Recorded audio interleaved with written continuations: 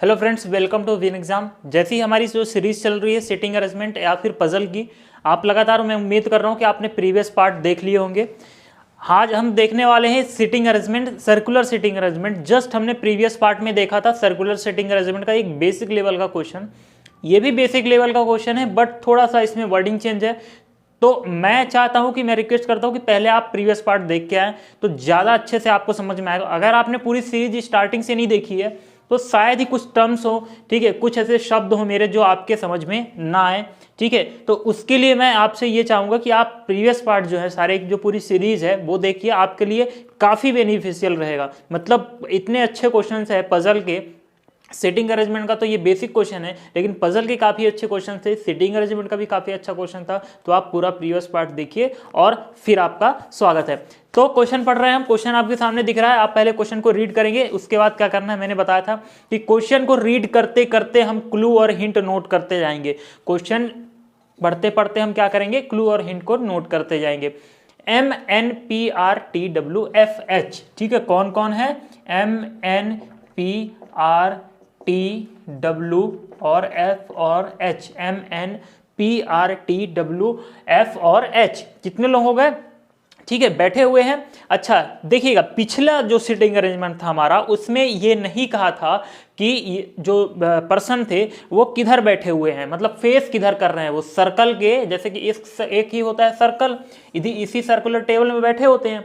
तो इस circular table में वो सेंटर की तरफ फेस कर रहे हैं या सेंटर से बाहर की तरफ फेस कर रहे हैं, ये चीज पिछले क्वेश्चन में नहीं दी हुई थी। तो हमने क्या एज्यूम किया और क्या एज्यूम करते हैं कि सारे के सारे पर्सन जो है सेंटर की तरफ देख रहे होंगे। लेकिन इसमें लिख दिया है, कह दिया है कि जो व्यक्ति हैं वो क्या है, केंद्र की ओर मुख करके वृत्त के चारों ओर बैठे हुए हैं, मतलब केंद्र की ओर मुख किए हुए हैं। इसमें तो कह ही दिया है, तो ना कहे तब भी हम एज्यूम करेंगे। बाकी कहने की बात हो तो अगर जो कहेगा वो हम मानेंगे।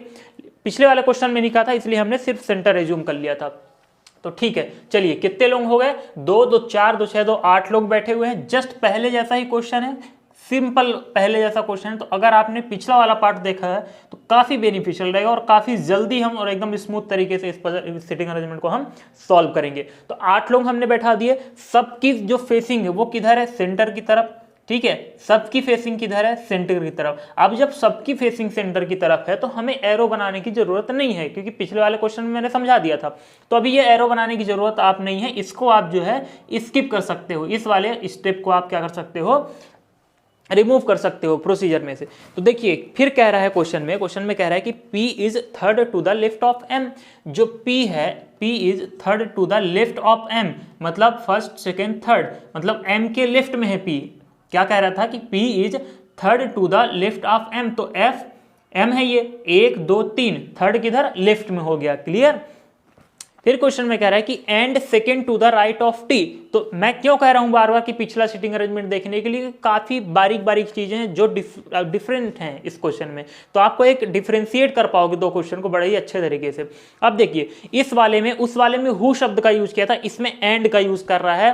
कह रहा है कि P is third to the left of M and second to the right of T. तो ये किसके लिए कह रहा है? पी के लिए कह रहा है। कह रहा है कि जो पी है उस सेकेंड टू द राइट किसके, उसके सेकेंड टू द राइट में कौन है? टी है। तो कह रहा है कि P is second to the right of T।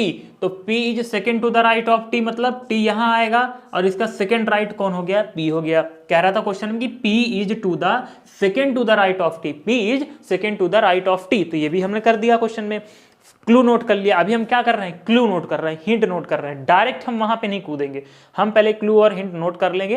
क्योंकि होगा क्या ना कि जब हम डायरेक्ट बनाते हैं तो हमें बार बार पढ़ना पड़ेगा और वो कोई तरीका ही नहीं है। वैसे में कभी पजल और अरेंजमेंट कभी सॉल्व नहीं हुआ है। कुछ एकदम आसान लेवल की, एकदम बेसिक लेवल की जो कभी एग्जाम में आती ही नहीं है, उनकी बात अलग है। लेकिन अगर क्वेश्चन अच्छा है तो आप बिना इस अप्रोच के आप पजल या अरेंजमेंट आप नहीं बना पाओगे। क्लियर? ठीक है, आपके पजल या अरेंजमेंट जो है बन भी गए अगर किसी तरीके से, तो वो गलत आएगा, कुछ ना कुछ वेरिएबल इधर उधर होंगे। ठीक है, आगे कह रहा है कि n is second to the right of p। n is second to the right of p का मतलब, तो p तो यहां पे है, तो सेकेंड राइट इसका हो गया कहां? n, यहां पे आएगा n। क्लियर? फिर कह रहा है कि r is second to the right of w। जो r है वो second to the right of किसका है? w का। तो w मान लो अगर कहीं पे भी है तो उसका सेकेंड राइट कौन होगा? r हो जाएगा। क्या कह रहा था क्वेश्चन में? कि R is the second to the right of W, तो R is second to the right of W, first and second right.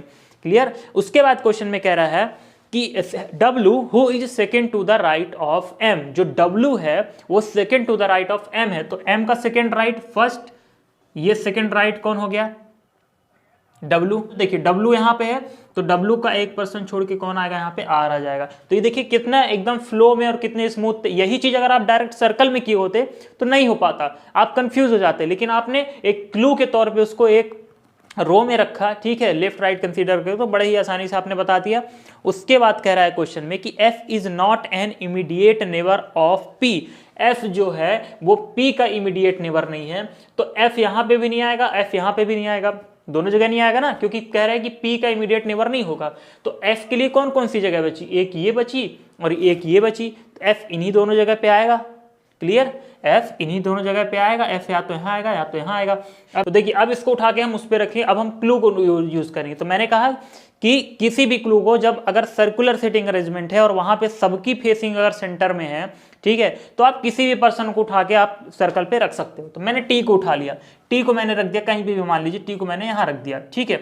T को एक छोड़ के कौन है, P है, और किधर है ये भी ध्यान रखिएगा कि राइट में है, किधर है, राइट में है। तो यहां से अगर हम राइट देखें तो हमारा क्या होगा, मैंने कहा था कि अगर सारे के सारे पर्सन, मैंने कहा था कि जो पर्सन सेंटर की तरफ फेस कर रहा है उसके लिए राइट का मतलब क्या हुआ, एंटी क्लॉकवाइज। राइट का मतलब क्या हुआ, एंटी क्लॉकवाइज। तो एंटी क्लॉकवाइज क्या होगा, ये होगा, एंटी क्लॉकवाइज ये होगा। तो देखिए T को एक छोड़ के एंटी क्लॉकवाइज में कौन आएगा, P आएगा, ठीक है, यहाँ पे कौन आएगा, P आएगा। ये अलग है, कंफ्यूज मत होइएगा, ठीक है। यहां पे कौन हो गया, P हो गया।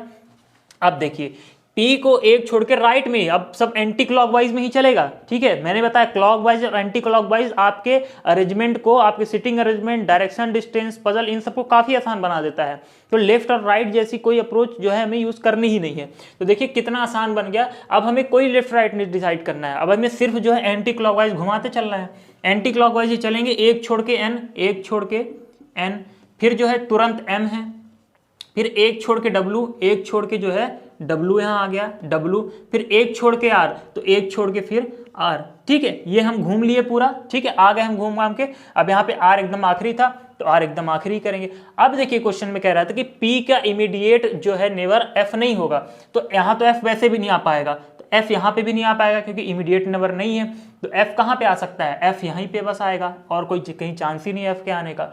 तो अब यहाँ पे कौन आएगा, जो बच गया वही आएगा। कौन बच गया यहाँ पे बच गया है H, तो H बच गया, H को हम यहाँ रख देंगे। ये हमारा फाइनल अरेंजमेंट बन गया, ठीक है।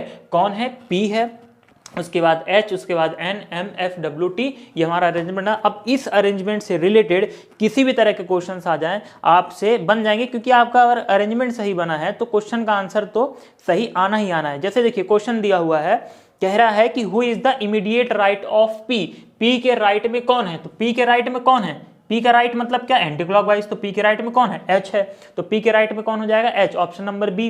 तो इस तरह से आप कुछ भी किसी भी क्वेश्चन का आंसर दे सकते हो, ठीक है। आपसे पूछ देगा कि T और N के बीच में कितने लोग हैं, फिर आपसे पूछ देगा बताइए W का अपोजिट, W को फेस कौन कर रहा है, तो इस तरह का कुछ भी क्वेश्चन आपसे पूछ सकता है। क्लियर। और हमेशा सेटिंग अरेंजमेंट, जब आप सर्कुलर सेटिंग अरेंजमेंट बनाओ तो आपको हमेशा ये चीज लेके चलनी है, ऐसी लाइन जरूर ड्रॉ करनी है, क्योंकि जब आप अगर अपोजिट फेस की जहां पे बात आ जाती है तो आप इस वाले तरीके से अपोजिट फेस बड़े आसानी से बता पाओगे। क्लियर। तो ये हो गया आपका सेटिंग अरेंजमेंट। नेक्स्ट वीडियो में मिलेंगे हम एक और पजल या सेटिंग अरेंजमेंट के साथ, ठीक है। इससे भी थोड़ा लेवल अप करेंगे, धीरे धीरे लेवल अप करेंगे, और एक पूरी सीरीज चलती रहेगी हमारी, और आप बने रहिए हम इस सीरीज में, पजल और सेटिंग अरेंजमेंट की सीरीज में। काफी इंपॉर्टेंट चैप्टर है, खासकर अगर हम बात करें बैंकिंग सेक्टर में तो काफी इंपॉर्टेंट चैप्टर है। मतलब इंपॉर्टेंट क्या, जो कहेंगी जो कुछ भी है पजल और सिटिंग अरेंजमेंट ही है। क्लियर। तो इस चीज पे ध्यान दीजिएगा। और नेक्स्ट वीडियो में, और अगर आपने पहले के पार्ट नहीं देखे हैं तो वो जरूर आप एक बार देखिए, ठीक है। आपके अंदर और अच्छी क्लैरिटी आएगी, आप अप्रोच जान पाओगे कि एक्चुअली हम कौन सा अप्रोच यूज कर रहे हैं। क्लियर, ठीक है। अगर आपको किसी भी तरह का कोई कंफ्यूजन हुआ हो, कुछ नहीं समझ में आया हो, किसी भी तरह का इंप्रूवमेंट चाह रहे हो, कुछ भी प्रॉब्लम हो किसी भी चीज से रिलेटेड, आप नीचे कमेंट बॉक्स में बता सकते हैं। थैंक यू सो मच, मिलते हैं नेक्स्ट वीडियो में।